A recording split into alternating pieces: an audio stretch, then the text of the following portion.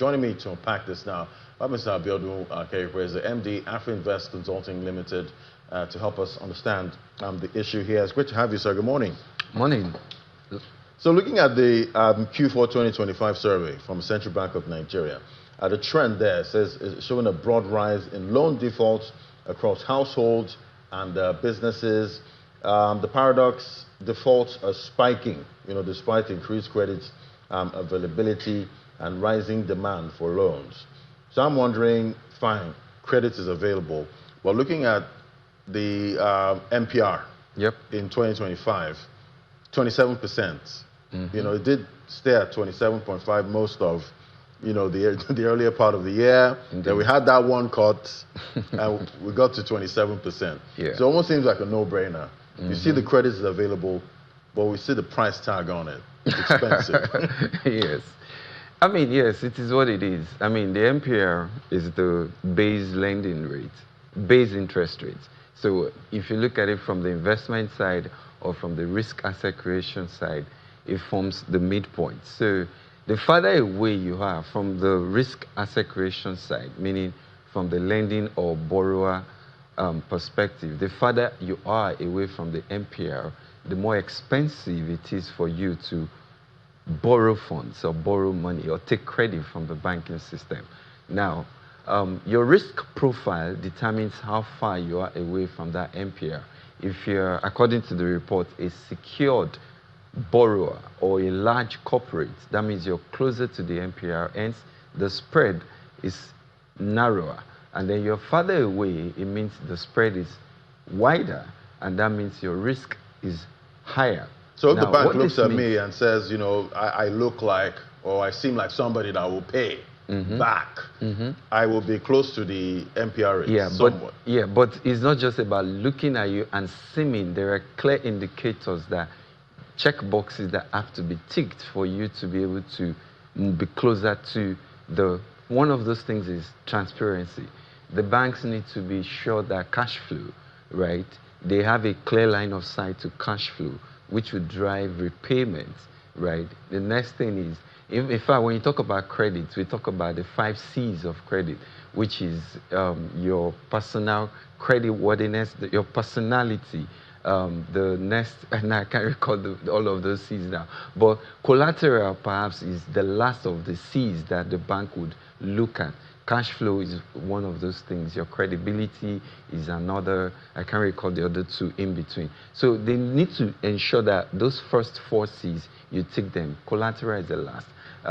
Interestingly, the secured lenders have the strong collateral. If you have a conscience. Yeah, and that's the credibility. That's the credibility. Right. You have the credibility. Now, those secure lenders, what they are able to enjoy is they have a better pricing power with the banks, because they are seen to be a secured lender, because perhaps they have the credibility, the direct line to cash flow for repayment is there. The bank understands the business that they are funding or they are loaning to.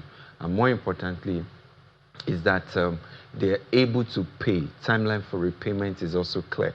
So this drives the pricing. And then what that means is the secured borrowers have a better pricing power. They could negotiate with the banks in terms of what the rates would look like. Now, the segment that are most exposed from the report, which for me is a bit interesting, is the medium-scale businesses. I would have thought the small-scale businesses would be the most exposed.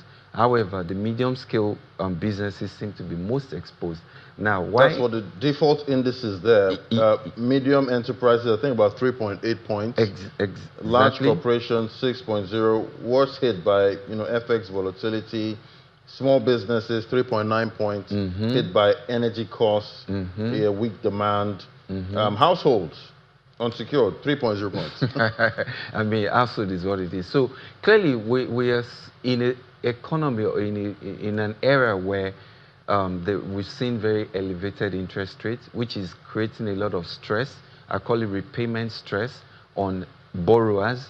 So they find it difficult to make repayments. Layer on that all of the inflationary issues we've had, even though in recent days the numbers are sitting around 15% level, but we're coming from a peak of a 33%. Shout out to Zimbabwe. Oh, they got into single digits. Indeed, shout out to Zimbabwe. And then if you put on top of that all of the different episodes of FX challenges we've had, so these are the real issues creating repayment bottlenecks. And what does this mean for banks? What does it mean for policymakers? What does it even mean for the borrowers themselves? So for banks, first of all, the fact that there is increased approvals for secured and large corporate credit, the fact that that segment is demanding credit and there's increased supply to that segment means that bank revenue growth is secured. However, it has to be a sort of risk-adjusted revenue growth opportunity. That's what it creates for the bank, because you still have the small businesses, you have the medium businesses, and you have the retail segment that don't have that capacity or give the bank a bit more headache or worry because of their risk profile. Next for the bank is in terms of how they allocate, right? They need to think tactically about their loan book portfolio. How do they tactically allocate loan book? What that means is you begin to see an increased allocation to the secured borrower at the expense of the retail, small business, or medium business in the case of this report. That means those segments will borrow at a bit more more expensive rate. Access to credit for them will be slower because they need to go through very rigorous approval processes. And then if you now think about it also from a policy viewpoint, how do policymakers react to this? Clearly, you hit on it already. We're doing to 27% interest rate. What does this mean for the credit market? It means that, first of all, we're not in an environment where we say there's a credit bubble, right? Because what we're saying is the banks are willing to lend.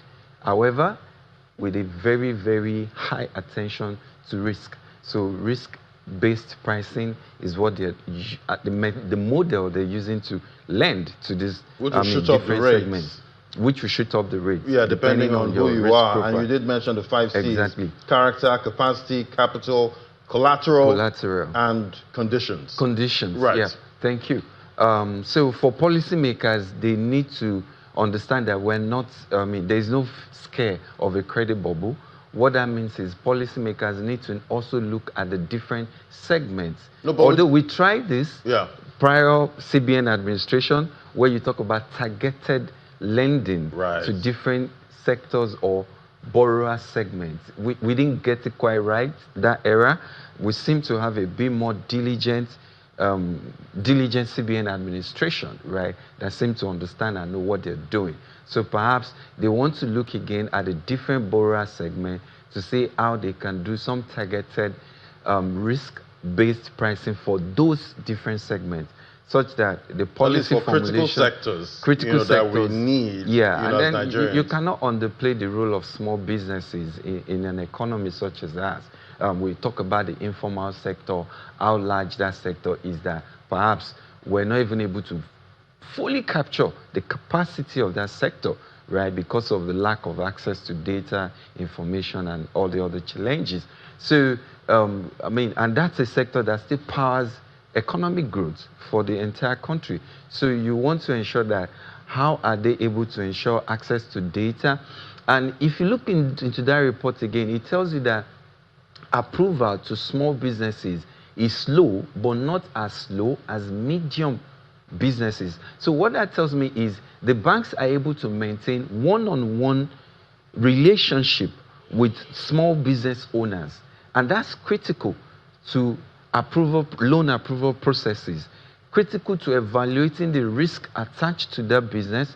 It means that those small business owners are able to give the banks a line of sight to their cash flows, ensure that maybe their receivables are backed, and that way it gives the bank that comfort to say, okay, we'll approve loan to this segment, and but we will not go to sleep. We will be monitoring closely. So there's what we call early warning signals. So the banks would watch out closely for early warning signals that say, Could that warning, there might be could a that stress. early morning signal be, when you give the person that loan and next thing they're buying a Porsche? Exactly. That is Okay. That is it. Okay. That's a clear early warning signal. The moment you boss a loan for X, however, you monitor cash flow, it looks like it's going to Y. That's a clear signal that repayment might be an issue. Right. And banks would closely monitor that. All right. Yeah. Well, so much to unpack there, and definitely we'll keep tracking this data, see how it drives sentiment when it comes to rates. It's all about rates. It's all about in 2026. Are they going to come down or stay elevated? Some say maybe a 400 basis point cut in 2026, but I guess we'll see. Yes, we will see. Thank you so much. It was great having this conversation with you, Mr. Abiodun. Keripe is the MD, Afrinvest Consulting Limited. Thank you for coming to the show today. Thank you.